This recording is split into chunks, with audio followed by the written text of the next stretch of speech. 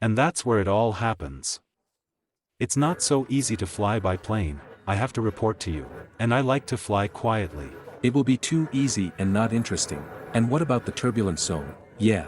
And what are my actions? Just a pilot. She doesn't scare us in any way. There is a very difficult situation in which this button is used. It is better for us, my friends, not to know all this. Comrades, greetings. My name is Ilya. And you know, well, you can probably say that a blogger is almost a profession, but nevertheless, the cool thing is that you never know where you will find yourself tomorrow. For example, today I am in Novosibirsk. In general, all this video will be filled with interesting facts. Here's to you right away. Novosibirsk is the third largest city in the Russian Federation. This is a really big city and I came here to try something new, something that has never been on the Vilsik channel before. How do you like the idea of unpacking an airplane? Right in this video, I will try to get to places on the plane that ordinary people will never be able to get to under normal circumstances, so I suspect that it will be interesting today. Sit back, make yourself a hot cup of tea or pour a cold drink. In general, do it so that it is convenient for you, and I will do it so that it will be interesting. We've started. We're going there. Very bright sun in Siberia. And in general, in fact, it is wildly surprising, firstly, to be in this reflective vest on the territory of Tolmachev Airport. People are not allowed here just like that, and secondly, it is no less surprising that we actually have an Airbus 320neo aircraft with just huge engines at our disposal for a couple of hours now. Planes generally don't just stand on the ground. The plane has to fly. He earns money by this, transports people. And a huge thank you to Seven, in fact, for the opportunity to look at the plane. There is no one there, he is completely ours. So now I'm going to ask stupid questions to technicians, people who understand this, and tell you about my impressions of the plane. I have flown on airplanes 1,000 times, but I do not know if I have ever had such a thing to look into the engine or somewhere else. So, to be honest, I am somewhat excited and excited. It's a cool experience. Come on, I'll show you everything now with the air of a knowledgeable person. Now it has become wildly fashionable to hang key rings from the category of such ribbons on clothes. I went to buy Foflight and I found just an ultimatum version of such a thing. This is actually a clamp that restricts the movement of the rack so that it does not form now and, of course, as the inscription says here, it is removed before the flight. Now knowledgeable people have shown us how it all happens. Wildly, in fact, interesting. Absolute unit. And here is this gigantic size, if that's more than 2 meters turbo, fan engine Protonu Whitney Pediable U1000G. I don't know why you need this information, but nevertheless, this is directly what distinguishes the 320th Neo from all the other 320s. It's bigger physically, it's more economical, and it's even twice as quiet.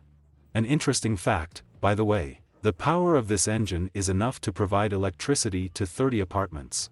The cost of this engine is probably even more. It's a damn powerful thing. By the way, you probably noticed that there is always some kind of spira on this part of the engine, or some kind of geometric figure painted with paint. What is it for? First of all, in order to determine the rotation speed of just this huge fan, because when it rotates quickly, and it is not always possible to understand by eye how much. There is another theory why an eagle eye is needed in a turbofan engine to scare away birds. Because a bird is such a creature, when it sees something dark and round, it thinks that it is a cave into which you can fly. Gentlemen, here is such a task for you. Take a close look at this A320 Neo and write in the comments how many wings it has. We'll go in the meantime. Come on, Uncle Jean, let's look at the lower part of the wing, at these pylons, which are not fuel tanks at all, which contain aviation kerosene. No, in fact, these fairings provide mechanization of the wing, the movement of the flaps, because they have mechanisms. They must be in streamlined hulls, again, because this is an airplane, and everything here is responsible for aerodynamics. And the wing is one. Seriously, it's whole. And this is the luggage compartment door above me, directly into the luggage compartment number 1 itself. There's another one in the back of the plane. This is where our suitcases travel. There they are carefully assembled in special containers and loaded just through this compartment, and they are traveling almost directly below us. It's crazy how big the brake pads are here. They're really thicker than my arm. In any case, an interesting fact about the wheels and the landing gear system in general in airplanes. Rubber is pumped with nitrogen here. It's not just like that. Cars also pump nitrogen, but in the case of cars, it's just really a show-off, and here nitrogen has a functional component, because oxygen, air in general can warm up during landing, and this is an additional combustion catalyst. Garage. And from the point of view of safety, the wheels of aircraft need to be pumped with nitrogen. I didn't know that. You had a feeling that you were boarding a plane, waiting in line for departure, the engines were not even turned on yet, but still some kind of hum, something is making noise, it's disgusting. This APU is an auxiliary power plant. It is located in the tail section of the aircraft and provides power to all onboard systems. Such an airplane vibasta. Come on, I'll show you. In fact it is, well, not like that, of course, but a small jet engine by analogy with those installed on the wings, only small. And here, too, in the tail section of the aircraft, he has an air intake. There he is. There. Well, it seems to have been sorted out with the exterior, although far from completely, but it is no less interesting to look into the cabin of the plane when there is no one there, because, I repeat, I have flown on planes many times, and there is always a crew, a lot of people, everyone is stuffing their suitcases. There's no one here right now. You probably, by the way, have seen these squiggles on the edges of the wings and may even have wondered why this is necessary. First and probably foremost, to improve the aerodynamics of the aircraft, respectively, to increase its efficiency, reduce fuel consumption, and so on. By the way, there are even smaller tails, they are not very clearly visible, but nevertheless they are static arresters. Remember, the Lada used to have such rubber strips hanging from the back in order to remove static electricity from the body. It's about the same, only more technologically advanced. The 100th means, by the way, that this is the 100th aircraft in the NEA fleet on the Irish. Let's go inside. Here we are inside. The plane is almost completely empty. By the way, I want to draw your attention right away, when you buy tickets, try to cut down seats next to either emergency exits, or just space plus an extra space, because there is more legroom. Recar seats. Each seat has, I don't know, you'll see, there's a 220 socket, plus USB for charging gadgets. This is very convenient, because you don't need to climb up here on the luggage rack, get a backpack out of there, try to find a power bank, then realize that you forgot the power bank, stuff it all back in. The shelves have not changed in any way. I'm 182 centimeters tall. Not to say that he is a hero, but such an average height. And pay attention to how much space I have in front of the chair in front. That's because these are new Ricard chairs. They are much thinner and correspondingly smaller. That is, usually when you fly to the economy, you fly and think, my God, when will this end? Because there is not enough space. You're sitting in a twisted, unnatural position here. Here I can even lean back a little bit more and generally fine, there is enough space. There is no pocket in the front. Usually there is a pocket in which there are all kinds of paper products. Instead, you can use, by the way, see how. This is generally a cool topic. We take it like this.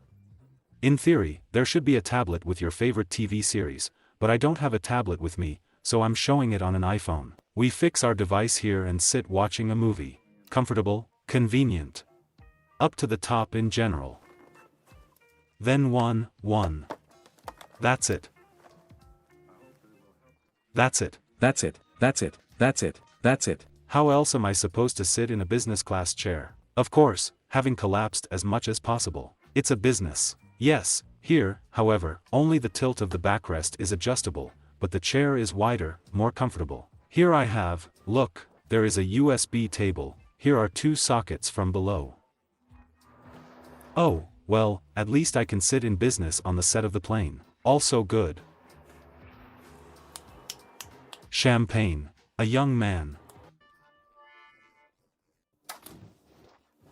Here is this service.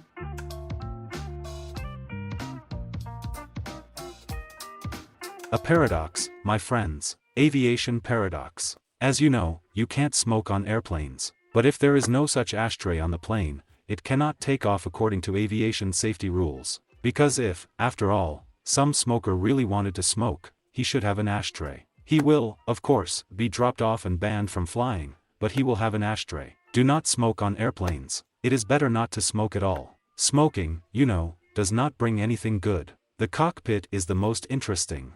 I've never been here before, and to be honest, I'm crossing this threshold right now with some kind of reverence. My God, there are so many buttons here. Let's figure it out. And that's where it all happens. This, as I understand it, is the place of the first pilot. And right away, here's what I know, it's an iPad. And here he is not alone, there are two of them. Each pilot has an iPad on which they launch their Yandex navigators and, in fact, fly.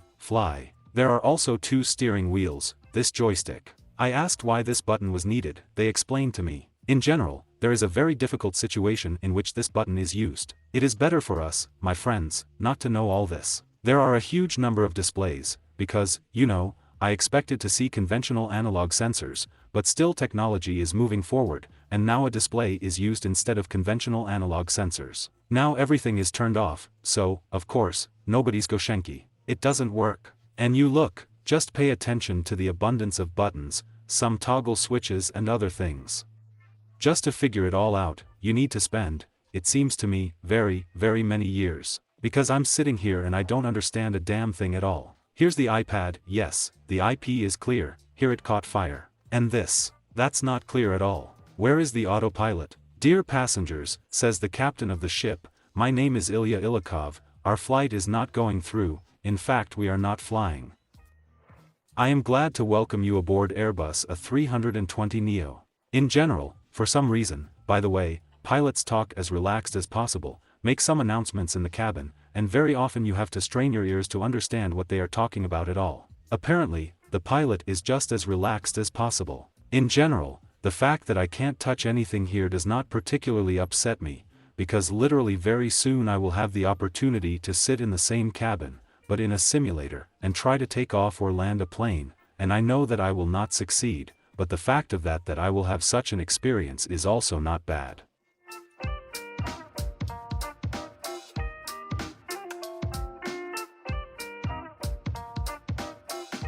The Seva Training Center is located in the Moscow region. It is there that a very sophisticated exercise aircraft is located, on which I will try all my strength under the strict guidance of an instructor pilot. Alexander Popov gives a brief briefing, but I'm still a little nervous, although I'm well aware that these are just simulators, nothing terrible can happen to me there. Well, let's see what progress I will have. I generally imagined that it would be somehow a little more modest in scale, and the approximate cost is known here. I'm going crazy. Approximately the cost of the aircraft. Very expensive. Here. Well, let's take a look at all this scale of this cabin. We'll probably go down first and see. That's great. To stand under it. It's all flooded. Green. Yes, 5 meters of concrete. There is a layer between them. This platform, it weighs about 12 tons. And only the platform, this one, everyone down. Platform, yes. And so that it moves constantly, so that this building does not go back and forth. This platform stands on 5-meter pieces of concrete square. This. And between them here are the shock absorbers. That is, when the platform starts walking, so that the building is with us, right? Well, somewhere, yes, in this part. Actually, hydraulic lifts, 3 support points. In fact, there are 6 of them, 3 at the top, 3 at the bottom, right? To have a full sense of our flight. And now she applauds, and in principle, this platform gives a full sense of flight. We will feel it. This is a simulator and nothing terrible can happen in it, in principle, in any way, but still I somehow feel wildly uncomfortable. I myself am very afraid of heights. I have such a phobia, sockets and height. But in any case, it's wildly interesting to see what's there. Come on. We occupy all the seats, be sure to be in them. Any emergency situation is a turning platform, so we can fall and get damaged. To avoid this, we sit down, we are all in chairs and have fun. Ilya takes the captain's chair. And here, by the way, I'm sorry, just a quick question. This pulp is a regular option. It's not the pilots themselves who are its limits. It's not, it is. The first thing that is most important on the plane is to take the right workplace. Ah, electrical control. As in a good attraction, the chair is electric, so we can climb up, we can climb down, ride left and right. And mechanically, we can still have fun in flight. In order for the pilots not to get their legs numb, such a wonderful thing has been invented, how we can put our feet here. The control of the aircraft is very simple. They took over with such small movements. If we are abrupt, he will react sharply. Here. Actually, now with this justice. We control the plane. We will set the initial height, where we will go with you today. We clamp the brakes, the pedals. Push the pedals forward with your toes. The plane is on the brakes. Next, This is our parking brake, like in a car. Yeah. We take it, lift it up and turn the counterclockwise position. I went. Should we go to the right? We're on the right. And now we turn smoothly. At the same time, if the speed and we don't fit in somewhere, we have to slow down a little, right? Let's try to slow down. It feels crazy really. Despite the fact that this is computer graphics, you start thinking about it at the last moment, because these sensations, swinging cabins, the presence of all absolutely real controls right at hand, makes you really feel that you are in the cockpit of an airplane in the captain's seat of an aircraft.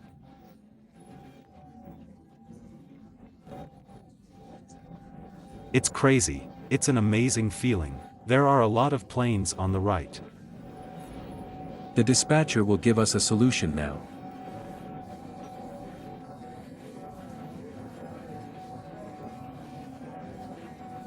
And let's go slowly. So, you can probably speed up a little bit, right? But not much at all. Now we are rolling out onto the strip. We'll have to stop. Absolutely. If we are carried away somewhere to the left or to the right, we slightly push the pedal a little bit to be in the lane. If we do abruptly, we will fly out of the lane. We look ahead, we maintain the seating direction and the plane accelerates 150 corners. Crew, take off. We pull on ourselves and the plane went. Oh, sharply. Well, it's okay, I came off. 15 routes, otherwise we will lose speed. And then the arrows appeared with us.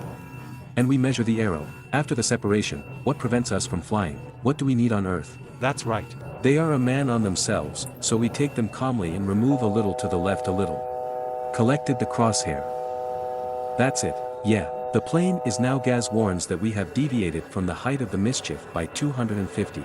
So we need a little bit from ourselves. Aye. A million revolutions. It's not so easy to fly by plane, I must tell you. And I like to fly quietly.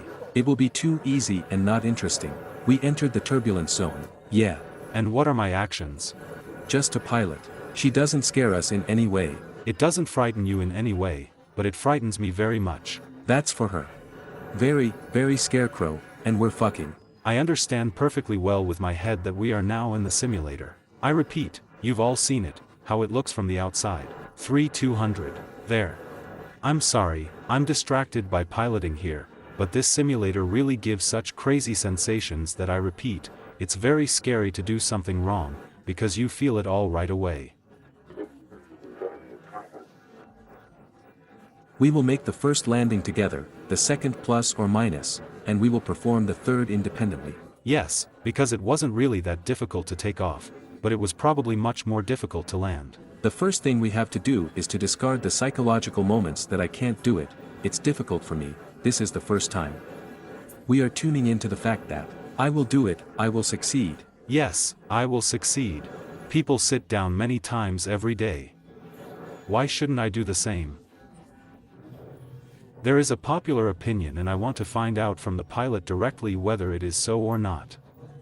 And the opinion is that in fact, little depends on the pilot in a modern aircraft, everything is done by autopilot. Is it true or not? Well, actually, now we see whether the autopilot does everything or not. Autopilot is not doing anything right now. I'm trying to do everything, I'm not very good at it yet. It helps to control, but nevertheless, we do everything ourselves. What is the peculiarity of flying by plane, right? You can always stop and think in the car. The plane is always in the dynamics, it always flies. We can't stop, think, fix something, pull back. Therefore, we have to act much more clearly here. But he's not nervous. You need to get used to the fact that the plane does not immediately respond to the action of the steering wheel with some. It does not react in any way with such a movement. That is, even I'm doing this. Yeah. Is it possible to drop off the co-pilot on the way? And if I'm on it. So, when I tell you to remove the revs, you'll just have to remove them from the hook and that's it. Completely, all the way to the stop. Okay, we're landing. Is there some kind of plane there? Choose the speed. Landing. Soft, wonderful. Don't touch anything, don't touch anything. We sat down. That's it, you need to maintain the direction and stop. So, we stop it. We stop. We are pressing. And we do not forget to maintain the direction. I'm sorry, but I'm not very good at steering. In fact, I didn't plan to taxi here, it just happened. It feels like the plane is constantly, seriously, here I have a cross, here is a yellow square, and it's always lurching somewhere from this cross, flying away, and you're trying to catch it with this joystick. Nothing works out. You start to get nervous, your palms start to sweat. This is exactly what pilots, normal ones, not me, don't have. Isn't that right? Prove it. My palms are dry, but mine are wet. Fuff. And now a completely independent landing? Yes. So far, everything you need is at the crossroads. I can't even say something. And I just don't do anything. A wonderful intern. I'm not doing anything, really. This is the most important thing, to do nothing. This will all work out. On yourself, a little bit on yourself. We remove it. We didn't detain anything else. And we missed a little bit. Come on, we don't think so. Let's go to the second one. But nevertheless, perhaps the second attempt will be more successful, and we will still be able to stop and not go anywhere outside, for example, the lane. We will have a small change, it's okay. And what does flight mean? We're not going to sit here, anywhere. Here we have marking. When we are on ourselves a little bit, on ourselves, and still choose the turns and delayed, nothing. Don't move. We just don't move. Perfect fit. Then you go to the control, turn on the reverse like this. And we clamp the brakes. Gentlemen, it was a perfect landing. Without my intervention. I told you, we'll do everything from the third time. I need to catch my breath and get my pulse back to normal, at least. I must report to you, friends, that in fact takeoff and landing. It's not that hard. You saw, I did it all myself, but on one condition: if there is a professional pilot next to you, who, if anything, will correct all your mistakes, which you will make in huge quantities. But you need to understand that this is far from an analog of those simulators that you see in shopping malls. This is a completely different league of the device, because it is as close to reality as possible flight simulator. Pilots are preparing for real flights on this thing. This is not an amusement ride, not a carousel, this is something much more serious. If you have flown on an airplane, you have probably heard the phrase flight attendants, doors to disarm, check the doors opposite. It's happening right here. Actually, armed is when the door opens and a ladder automatically jumps out, along which you can then have fun moving out in case of an emergency. Disarmed is when the door opens and nothing happens. Actually, everything is simple. You've probably seen how in the movies this door opens during the flight, the cabins are depressurized, people are sucked out. This is all complete bullshit, simply because structurally, firstly, it is not provided, and secondly, because of the pressure difference at altitude, it is simply impossible to do this. So don't worry, don't suck it out. However, if you deny physics and the theory of a flat Earth is close to you, then here's a visual. Look, there is a stopper that goes down when the door closes at this pass, and in order to open the door again, it needs to be lifted. It just can't open like that. Savon already has almost 20% of its fleet of Neo-type aircraft with new efficient and quieter engines. And at the same time, many thanks to this company for the opportunity to look where ordinary passengers can't look. In general, they are simply not allowed there. In the cockpit, in the luggage compartment, that's how you can put your head in the engine. It's very cool, and it's absolutely some new crazy emotions and feelings. I love my job.